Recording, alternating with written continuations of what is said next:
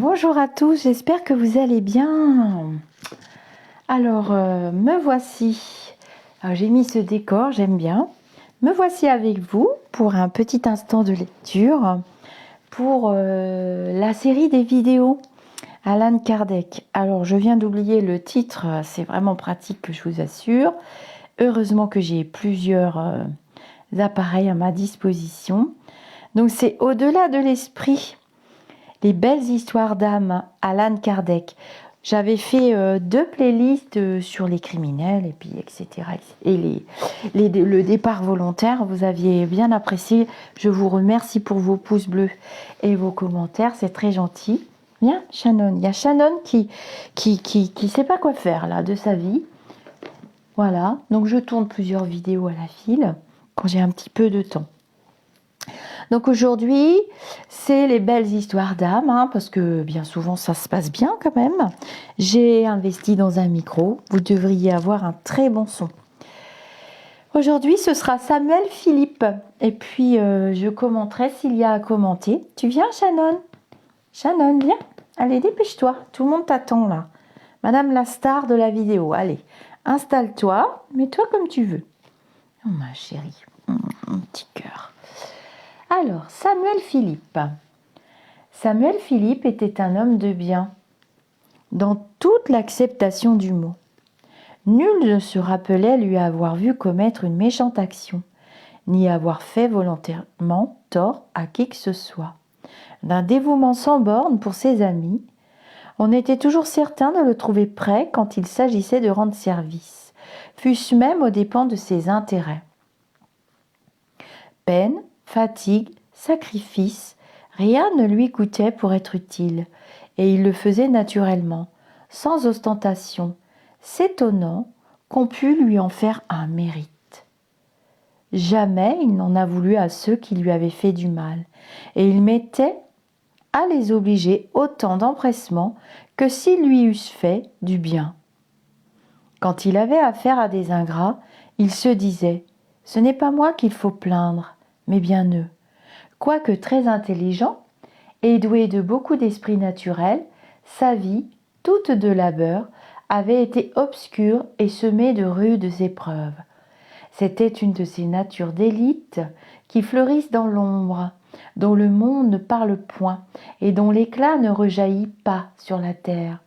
Il avait puisé dans la connaissance du spiritisme une foi ardente en la vie future et une grande résignation dans les maux de la vie terrestre.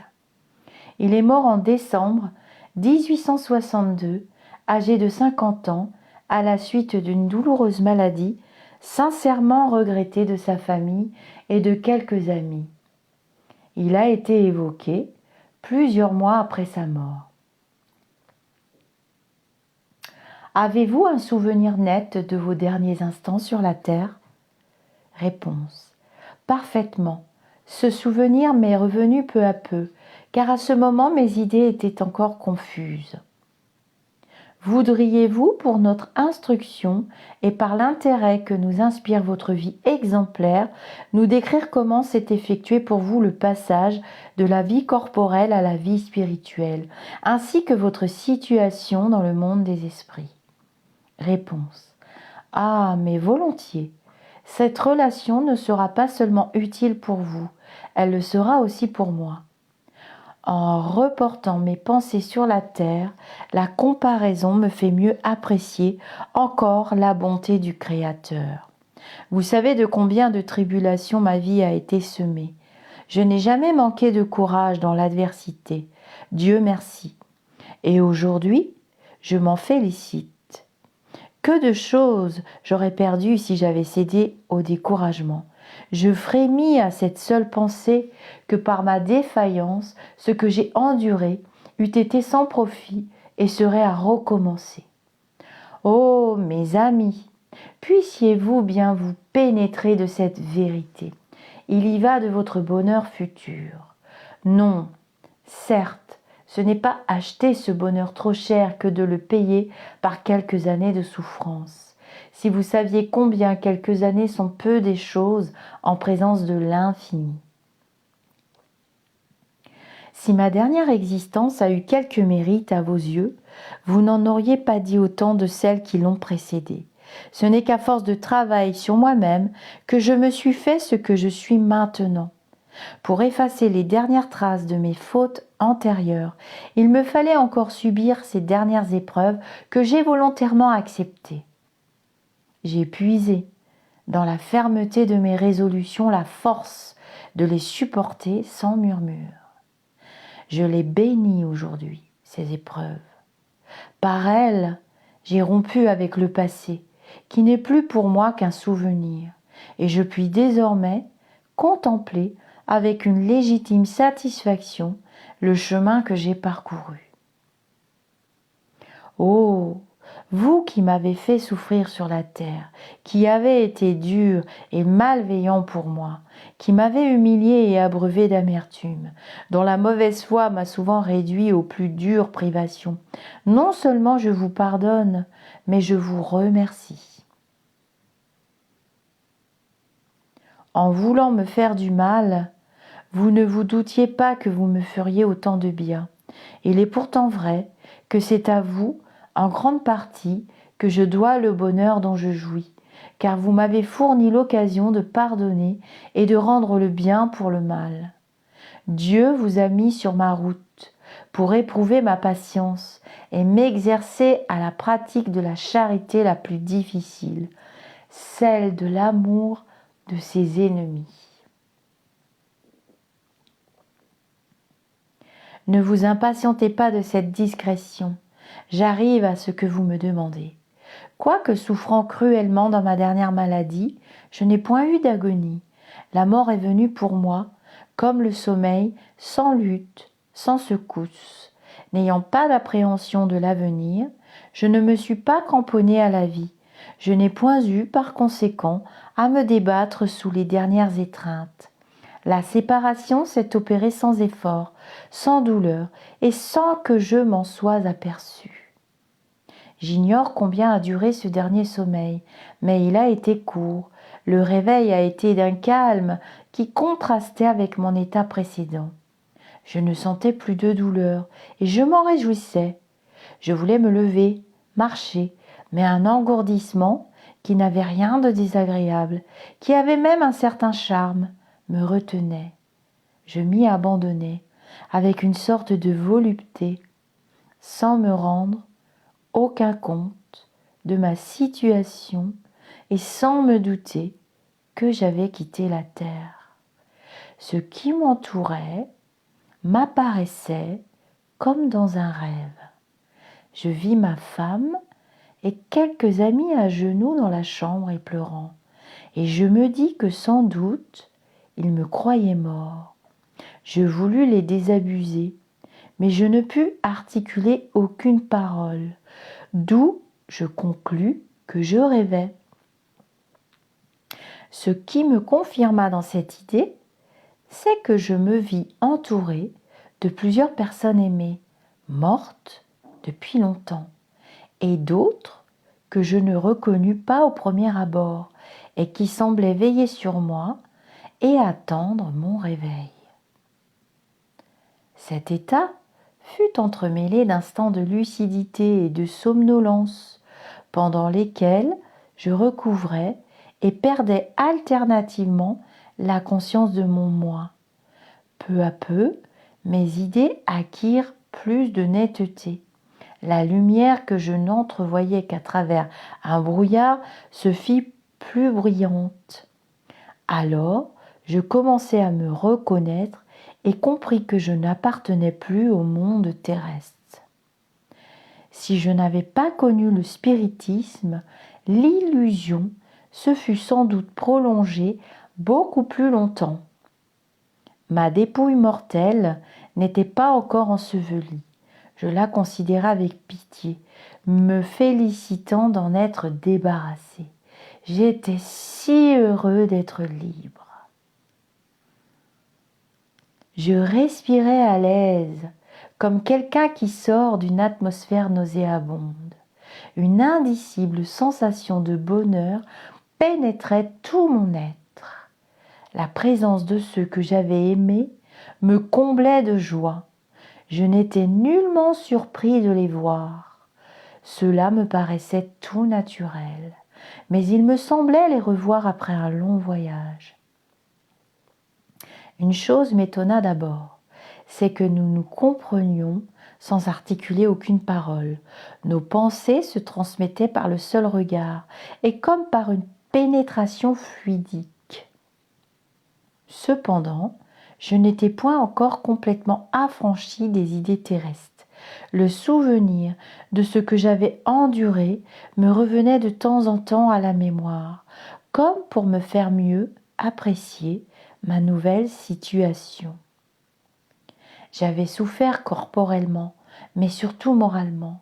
J'avais été en butte à la malveillance, à ces 1000 perplexités plus pénibles peut-être que les malheurs réels, parce qu'elles causent une anxiété perpétuelle.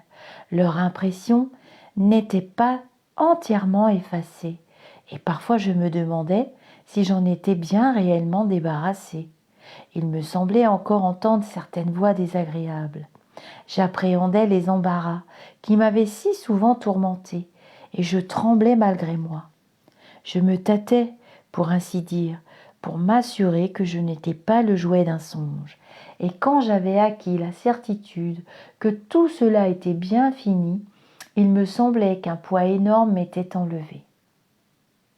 Il est donc bien vrai, me disais-je, que je suis enfin affranchie de tous ces soucis qui font le tourment de la vie, et j'en rendais grâce à Dieu.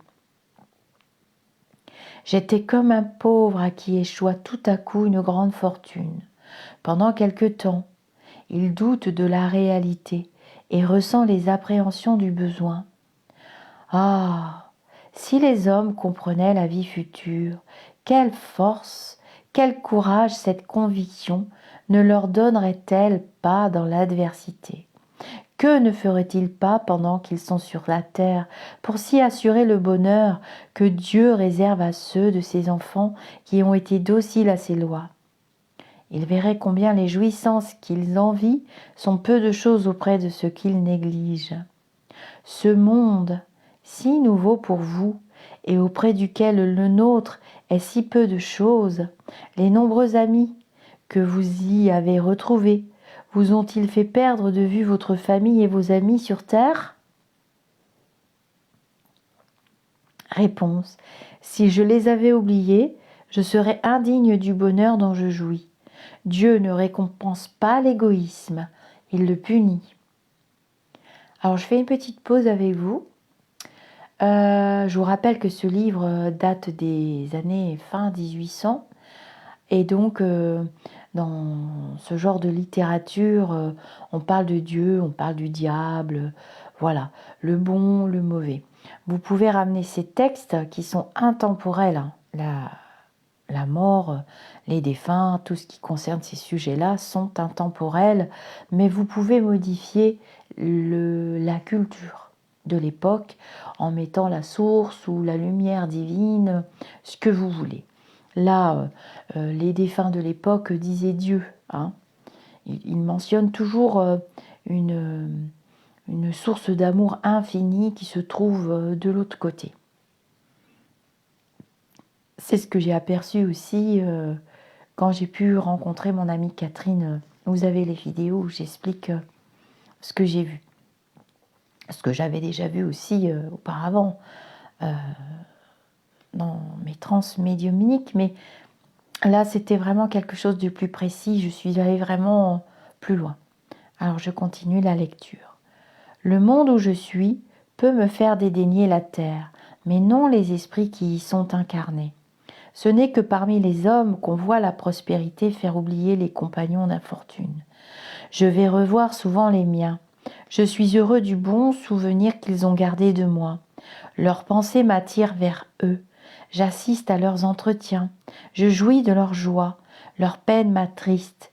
Mais ce n'est point cette tristesse anxieuse de la vie humaine, parce que je comprends qu'elles ne sont que passagères et sont pour leur bien.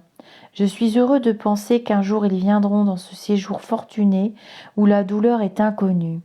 C'est à les en rendre dignes que je m'applique.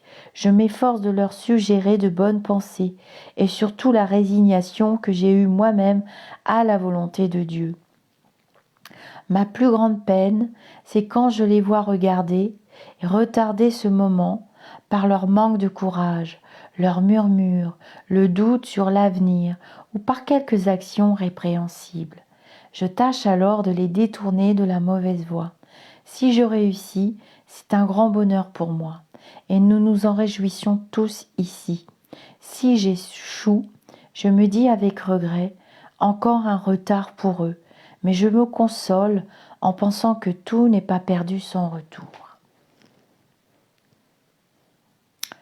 Alors, on voit à travers cette lecture que l'esprit, donc, qui s'est désincarné, est tout à fait le même de l'autre côté. Il n'est pas du tout torturé. Cependant, vous avez vu que dans le texte, à un moment donné, il fait référence, monsieur Samuel Philippe, j'essaie de retrouver le passage, il fait référence à ses anciennes vies d'avant, qu'il est venu vraiment, il est venu retravailler. Ses expériences, il n'en parle même pas, d'ailleurs il ne détaille pas, il est venu les retravailler et rectifier à vitesse grand V. Et du coup, il a profité de tous ces instants de vie et on comprend bien à travers cette lecture que ce monsieur, il a vécu des expériences, on en revient aux 5 blessures qui permettent d'être soi-même. Il a vécu des expériences difficiles, vraisemblablement l'injustice, les privations, l'humiliation, qui permettent de travailler très très vite sur soi. Et il avait gardé dans un coin de son esprit, dans son plan de vie, moi je ne parle pas de mission de vie, je parle de plans de vie avec mes enseignants spirituels. On décide d'un plan de vie, vraisemblablement c'est ce qu'il avait décidé pour vraisemblablement aussi sa dernière incarnation. Je dis vraisemblablement parce que on ne peut pas avoir une certitude absolue qu'il y a un esprit, même s'il a bien évolué, même s'il a l'air d'être en paix. C'est pour ça que je vous ai choisi ces lectures d'esprit heureux. On ne peut pas affirmer à 100% que l'esprit ne reviendra pas s'incarner pour accomplir d'autres plans de vie ou bien pour aider à accomplir les personnes qu'il aime, leur plan de vie. Ça, c'est très important. J'avais besoin d'en parler, de vous expliquer aussi cette notion-là, que j'ai compris aussi il n'y a pas si longtemps que ça, que j'ai compris ça lors de mes enseignements spirituels avec mes lumineux. Vous les connaissez maintenant. D'ailleurs, ils sont très, très contents. De plus en plus, on voit que le niveau s'élève et des personnes qui visitent la chaîne et le niveau vibratoire s'élève. Donc, on a affaire à des entités spirituelles très éveillées, très lumineuses, qui vous livrent les enseignements qui vous sont utiles et qui vous permettent d'avancer, de comprendre et de travailler sur vous, sur votre plan de vie. Pas mission, parce que quand on met le mot mission, ils m'ont expliqué que le mot mission, ça ramène presque toujours à l'ego. Et justement, il faut se débarrasser du mental pour pouvoir explorer la part spirituelle qui est à l'intérieur de chacun de vous. Et de nous tous, nous sommes tous des êtres spirituels venus vivre des expériences. Et ce monsieur, Samuel Philippe, l'a compris. Et vous avez vu que il précise bien, comme d'autres esprits le précisent souvent, mais n'importe quel bon médium vous le dira, les esprits communiquent d'esprit à esprit. Il n'y a pas la barrière du langage, ni de la langue. Un esprit éveillé, lumineux, utilise la langue des esprits.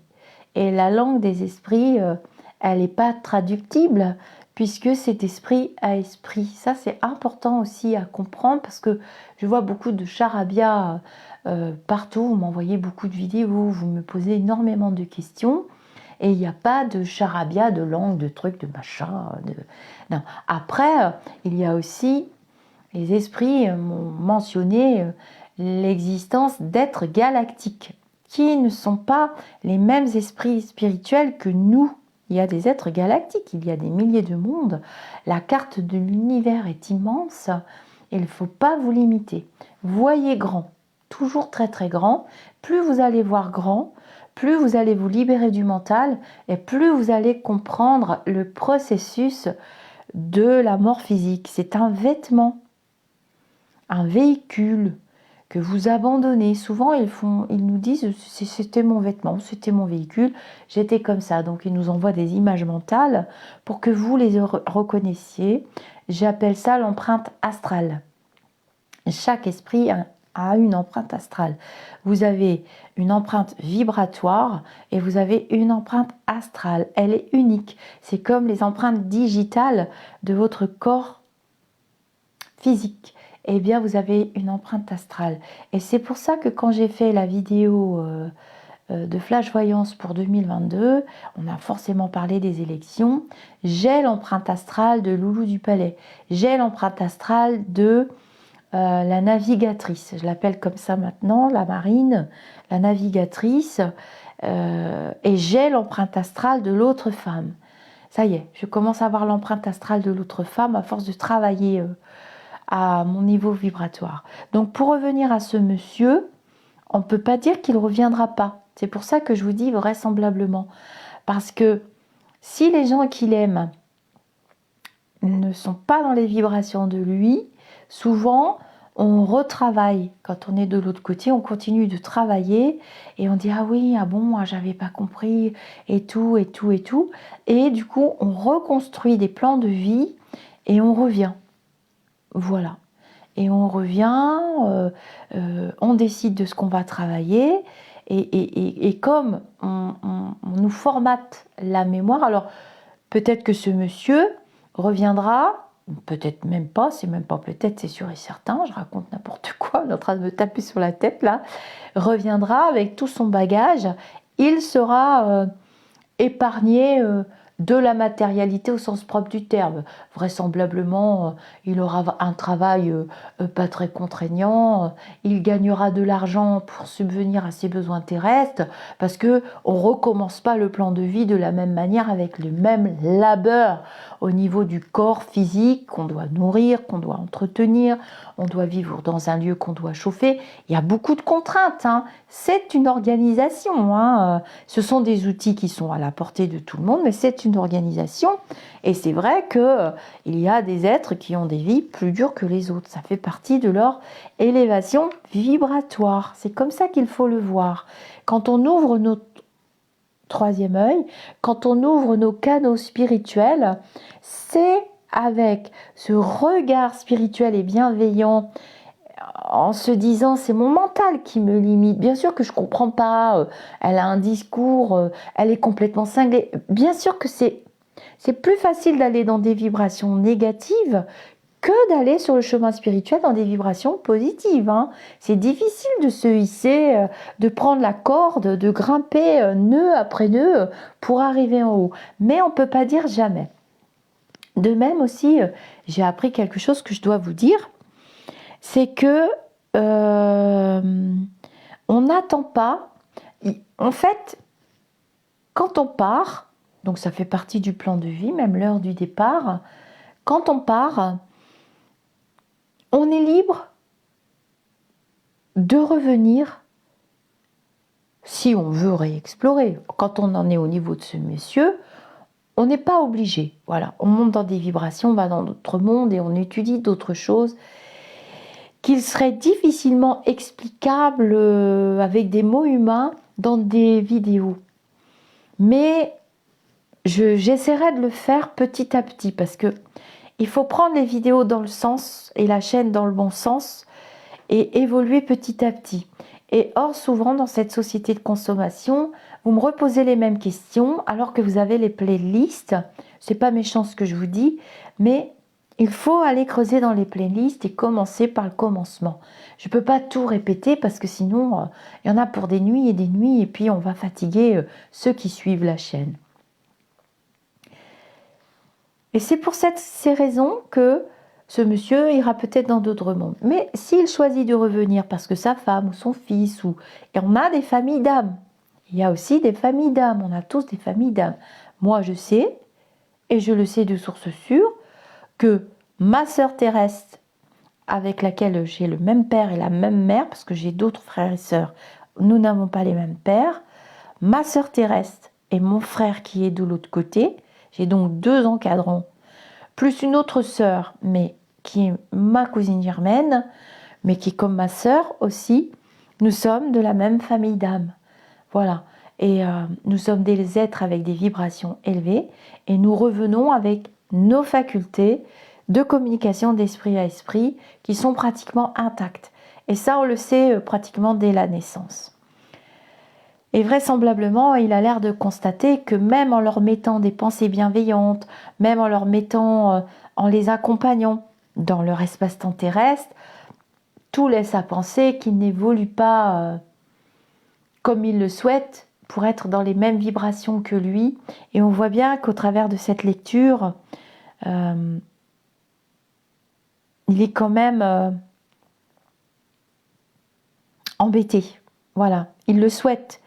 Mais après, comme nous sommes tous des individus uniques, avec des empreintes astrales, des empreintes digitales, après, voilà, on utilise les outils, on ne les utilise pas, qu'est-ce qu'on en fait, C'est pour ça que cultiver la compassion, le non-jugement, la bienveillance, je sais que ça fait bisounours, ce sont pourtant les valeurs spirituelles par excellence.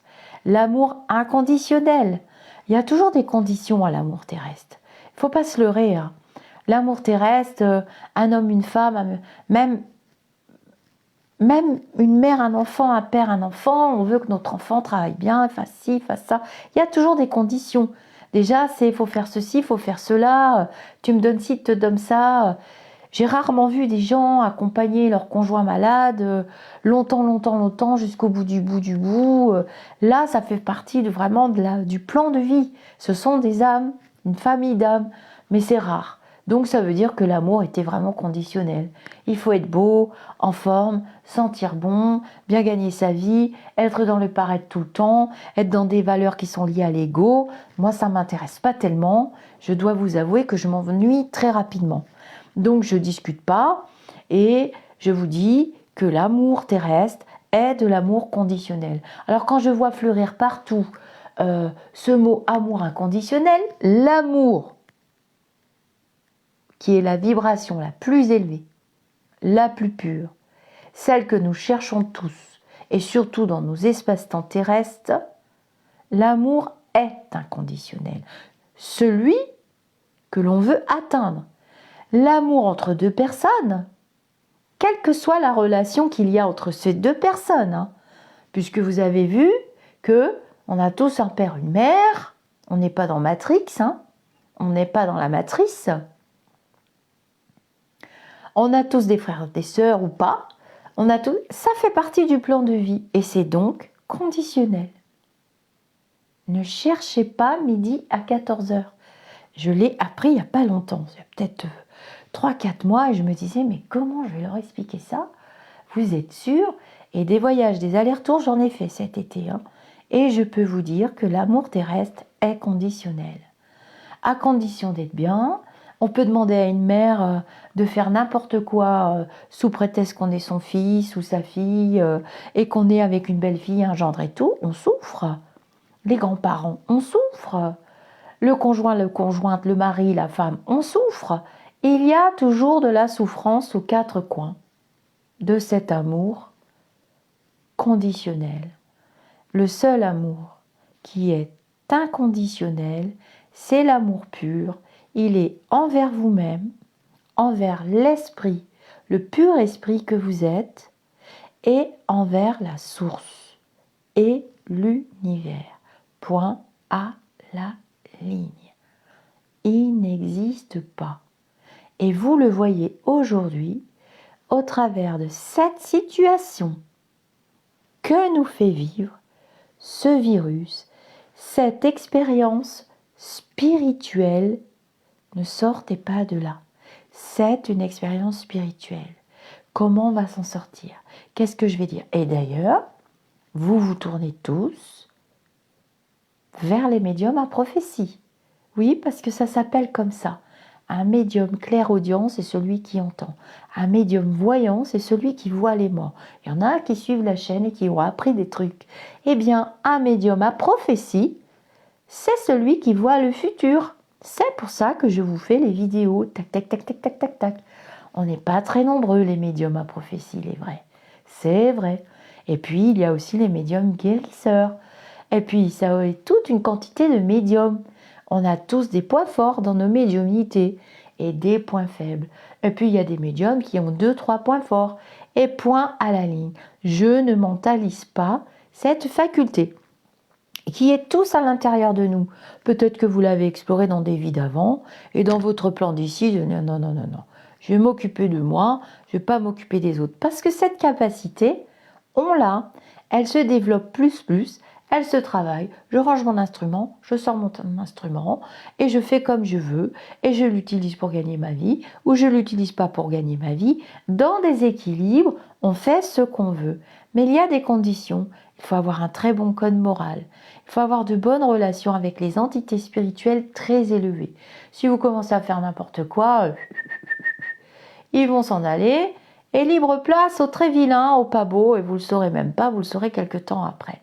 Donc voilà, c'est les mêmes valeurs. Ce monsieur nous parle de valeurs spirituelles, tout simplement. Et je pense que c'est ce que nous sommes tous en train de chercher, en nous disant, mais ah là là, quand est-ce qu'on va revivre comme avant? Mais il n'est pas question de revivre comme avant. Il est question de revivre mieux. C'est la dernière chose que j'ai dit à mon fils aîné quand je l'ai quitté, parce que moi aussi j'ai des problèmes. Je lui ai dit, mais non mon fils, tu n'as pas compris, c'est toi qui as le trousseau de clés. C'est toi qui peux intervenir, c'est toi qui peux agir. Moi j'ai été jusqu'au bout de mon chemin et je ne veux plus. Et je dis non. Il faut savoir dire non. Il n'est pas question d'alimenter des énergies négatives sous peine qu'on a peur de souffrir, oh mon Dieu, cet émotionnel qui nous envahit de partout, qui nous crée des failles et des brèches dans notre corps émotionnel. Non. Les 5 blessures sont là. Il faut affronter ces blessures. Vous êtes venu pour ça dans votre plan de vie. Et remettre à l'autre le trousseau de clés quand c'est nécessaire. Et dire non, je ne veux plus. Je sais que je vais souffrir, tu vas beaucoup me manquer. Mais tu comprendras, tu vas vivre tes expériences. Et quand tu auras compris, et quand ça ira mieux, et quand tu seras heureux, eh bien, tu te diras, mais oui, ce sera mieux. Et c'est mieux. Si une relation ne va pas, s'il y a de la souffrance d'un côté ou de l'autre, ce n'est pas une relation d'amour. Il n'y a pas la relation d'amour. Il y a quelque chose qui est venu la polluer. Il y a quelque chose qui est venu mettre une gangrène. Alors évidemment, ce sont des expériences. Et comment voulez-vous qu'on vive des expériences si ce n'est pas entre humains et animaux et végétaux? Il n'y a pas d'autre solution. C'est ça le plan de vie, pas la mission de vie. On n'est pas investi d'une mission. Nous sommes libres, mais nous sommes des êtres spirituels incarnés les plus libres. Alors les vibrations sont lourdes, c'est une planète qui est en plan-plan, c'est dur de faire bouger les choses, mais on a tous la capacité, ensemble, de les faire évoluer, je vous assure. Et il ne faut pas dire « je veux revivre comme avant », mais c'est d'une absurdité épouvantable. On vit mieux qu'avant. On se tolère, nous sommes très nombreux, on se comprend, il y a des richesses qu'on peut partager. C'est vrai que moi, quand je vois des grands bâtiments chauffés qui sont là pour faire des conférences, alors qu'il y a des personnes qui dorment dans le froid, qui ont faim, à qui on pourrait tendre la main, qu'on pourrait éduquer, à qui on pourrait donner des outils, des formations. Il ne s'agit pas de faire l'aumône, il s'agit de donner des outils, il s'agit d'enseigner. Aimer une personne, c'est la rendre indépendante, c'est lui donner ce qu'il lui faut pour qu'elle puisse vibrer et qu'elle puisse explorer son espace-temps terrestre en étant indépendante. Rendre quelqu'un dépendant de soi, c'est ce que fait nos gouvernements, c'est ce que font nos gouvernements, c'est complètement absurde. Rendre quelqu'un dépendant, ce n'est pas la liberté, c'est le priver de liberté. Et c'est très grave, dans les lois spirituelles, c'est absolument négatif. Aimer quelqu'un, c'est lui donner des outils pour être indépendant. Moi, j'ai dit à mes enfants, vous avez des outils pour vous battre dans la vie, vous avez tout ce qu'il faut, mais ne m'en demandez pas plus. J'ai le droit aussi de vivre, j'ai le droit aussi, et j'ai pas envie de tout le temps ramper toute ma vie parce que vous êtes mes enfants et que je vous aime. Une mère aime ses enfants jusqu'à la fin de ses jours, un père aussi. Mais à un moment donné, eux doivent aussi comprendre que j'existe, que je suis un être humain, que c'est pas parce que je vais dire non à cet instant-là que je suis la méchante, la pourrie, la pas belle. Non, ça c'est réduire l'autre en esclavage. Ce n'est pas une relation d'amour. De même, quand vous demandez à quelqu'un de travailler gratuitement, vous le faites presque plus maintenant. Ce n'est pas des lois spirituelles. Quand vous dites tatati tatata, vous êtes très mal poli d'ailleurs, est-ce que vous pouvez répondre à ma question? Déjà, on respecte l'autre, on lui dit bonjour.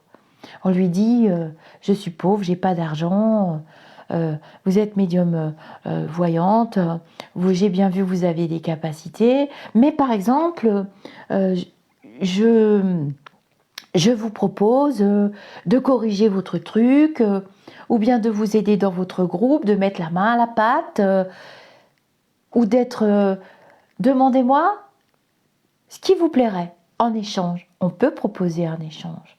C'est pas interdit, hein. Moi, je viens au secours de qui me le demandera, mais il y a la manière de le faire. Et il y a la forme de respect pour cette faculté qui est une faculté spirituelle pure, belle et magnifique, qui n'entend pas être salie, qui n'entend pas être salie. Il y a l'art et la manière de demander. Et il y a aussi l'art et la manière de ne pas s'inventer, pour ne pas aller dans l'ego. La mort d'une bonne action, c'est de s'en vanter. La mort d'une bonne action, c'est de s'en vanter. On ne dit pas. On ne dit pas tout ce que j'ai fait pour toi. On est dans l'ego. Oui, j'étais là, comme j'en ai une là, il n'y a pas longtemps qui m'a écrit, j'avais pas vu son message, je me suis fait enguirlander. J'étais là quand tu as eu ton accident. Non, tu étais là virtuellement, pas plus que les autres, pas moins. C'est un monde virtuel. On est dans son ego. Quand on dit à quelqu'un, j'étais là, on peut lui dire, je t'ai donné les outils, je n'apprécie pas que, j'aimerais bien que tu m'expliques. On peut accorder quand même le pardon d'avance, en disant, elle a peut-être pas vu mon message, elle est peut-être très occupée, elle a peut-être un problème, elle est peut-être très malade. J'ai été très malade ces derniers jours d'ailleurs. On doit toujours accorder le pardon d'avance. Ça, c'est le début de la bienveillance. Accorder le pardon d'avance. Et puis, si vous vous apercevez que la personne vous roule dans la farine, ben vous le vivrez comme une expérience. Et puis, vous recommencerez mieux, en vous disant, bon, c'est arrivé une fois. C'est ce que le Petit Prince a dit dans son livre. C'est pas parce qu'on se pique avec une rose qu'on doit détester toutes les roses. Non, c'est le chemin spirituel justement. Et se dire, ok, je souffrirai un bon coup, qu'est-ce que j'apprends? Qu'est-ce que je comprends? Les émotions sont là pour nous aider à travailler. Attends, elle m'a dit ça, m'a dit ci, c'est passé ci. Qu'est-ce que j'ai fait? Quelle est ma part? Qu'est-ce que j'apprends? Alors vous voyez que ce défunt-là, qui est quand même un défunt éveillé, donc ces vidéos, elles ont aussi leur importance. il a compris ça. Ça veut dire qu'il est dans des vibrations élevées. Une dernière chose que je dois vous dire que j'ai appris aussi il n'y a pas très longtemps, c'est que on n'attend pas forcément que toutes les personnes qui nous ont connus sur la planète soient décédées pour revenir. Ça, je l'ai eu en message certifié quand j'ai connecté avec mon amie Catherine, puisque vous avez vu qu'elle nous a annoncé qu'elle allait revenir très vite. C'est son choix. Qu'elle allait revenir très vite et vraisemblablement, j'attends que les années passent pour faire sa connaissance.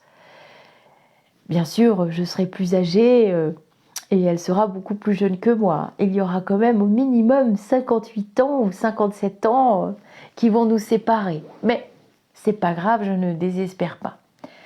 Donc on n'attend pas que toutes les personnes. C'est pas vrai qu'on attend 100 ans, c'est pas vrai. Il n'y a aucune limite. Il n'y a pas de durée. Il n'y a pas de règle absolue. Et puis tant que vous n'êtes pas prêt à revenir, on ne vous forcera pas. Excusez-moi, parce que j'ai été malade cette semaine. On ne vous forcera pas. Tout est bienveillance, à moins que vous ayez commis des crimes odieux. Tout est bienveillance de l'autre côté. Tout est travaillé, tout est étudié, c'est précis, c'est clair, c'est toujours la même voie spirituelle. Donc on ne vous forcera pas. Après, vous reviendrez, les autres partiront, puis ils reviendront. Et c'est comme ça qu'on se retrouve, quelquefois dans des rôles différents. Le fils devient le père, et ainsi de suite, et le grand-père. Et on retrouve ça chez certaines familles. On a vécu ça dans des expériences aux États-Unis, où on retrouvait l'aviateur enfant reconnaissait ses parents qui étaient encore vivants. Vous voyez, il y a des expériences incroyables. Et puis, il y a aussi un fait indéniable qui prouve ce que je vous dis. C'est pas vrai, on n'attend pas, il n'y a pas de règle absolue. Ce fait indéniable, c'est tout simplement le Dalai Lama qui l'a expliqué très bien. Puisque vous savez que quand le Dalai Lama nous quitte, dans les 2 ans qui suivent, on le recherche au Tibet et on le trouve avec des signes distinctifs précieux et très précis. Et c'est comme ça qu'on sait qu'il n'y a pas de délai et qu'il y aura toujours un Dalai Lama, puisqu'il reviendra toujours, puisqu'il sait qu'il doit partir, puisque son corps physique ne va plus fonctionner correctement à un moment donné. Ça s'appelle la réincarnation. Et c'est pour ça que je vous dis qu'il n'y a pas de loi absolue. On fait comme on veut. Et si on veut réétablir des plans de vie, alors après, il y a la progression spirituelle. Il y a les maniaques, il y a ceux qui veulent aller très très loin, comme notre petite Sainte Thérèse de Lisieux. Aussi, souvent, les espaces-temps de vie sont très courts. Cependant, quand vous prenez le livre du Dalai Lama, par exemple les voies spirituelles du bonheur, il explique bien dedans qu'il est né en 1935, vous vous rendez compte? Il explique bien dedans que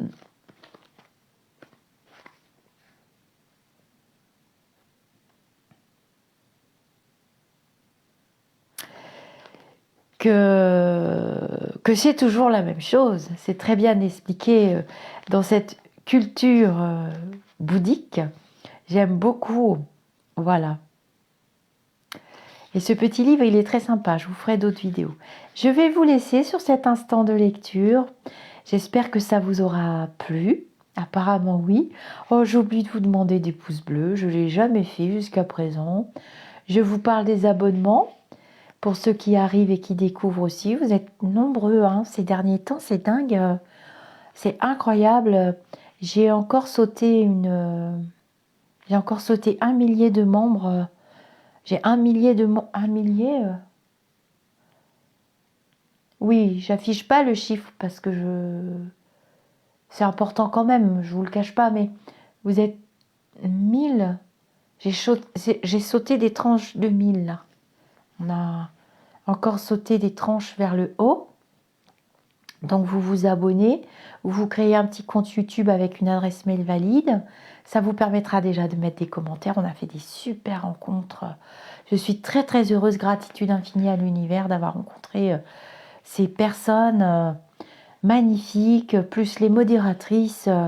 Vous voyez, chacun met sa patte à l'édifice. Hein, c'est fabuleux, c'est plus que fabuleux. C'est au-delà de tous mes espoirs. D'ailleurs, j'y croyais moyennement quand Stéphanie, la lumineuse, a mis ça en route. Je me suis dit, je sais pas où elle m'amène, mais elle m'y amène. Hein. En plus, c'était une personne très dynamique et c'est vrai que dès le début, elle était très dynamique. Je faisais 400 vidéos à la minute. Je me suis épuisé le corps physique. Et puis maintenant, je vogue. Et donc, s'abonner, ça vous permet aussi d'avoir accès au direct, de pouvoir commenter. S'abonner, vous créez un compte YouTube. Oui, vous abonner, ça me fait très très plaisir. Et puis les pouces bleus, surtout les pouces bleus. Et puis partager les vidéos, ça permet de partager aussi le chemin spirituel, c'est très important. Le titre de la chaîne a été choisi par l'élu lumineux. Et voilà. Donc je vais me lever pour couper cette vidéo. Vous me direz si vous avez bien aimé le son. J'ai investi vraiment dans un micro avec un très très long fil. Ce qui fait que quand je vous ferai les vidéos en extérieur, ça va être génial parce que je ne serai plus en danger comme certaines fois. Je pourrais poser la caméra très loin et me mettre à l'ombre ou loin des vagues ou autre. Et ça permettra d'avoir encore une meilleure qualité. Je vous dis namasté. Viens dire au revoir, Chacha. Et à très vite pour d'autres instants de lecture.